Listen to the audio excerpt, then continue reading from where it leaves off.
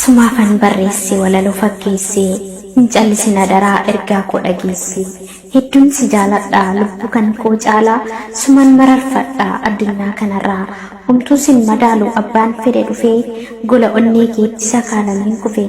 seenaa dabarsinitu garaa koo na nyaata akka gubaa ibiddaa ana keessa labee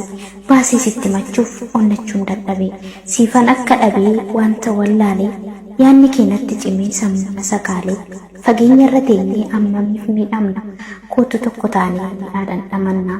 unniin wal jaalattee wal arguuf dhiikkifti qalbiin sirarraatee qobaasi dubbifti maraatu si gootii akka fayyaa dhabaa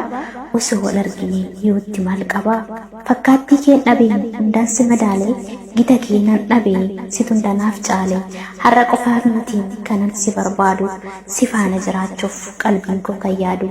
yaa miira jaalalaa kan jaalate beeka waadaa kee kunuunseen taa'ee guyyaa eegaa. Ani si dagadhee isa hin garuu osoo si yaadannee anoleen buluu yoo lubbuun jiraanne wal arguun oolu yoo lubbuun jiraanne wal arguun oolu.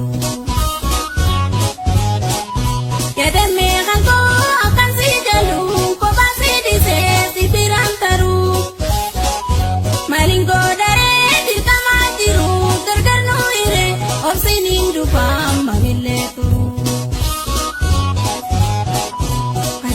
Dagadhee isa hin garuu osoo si yaadannee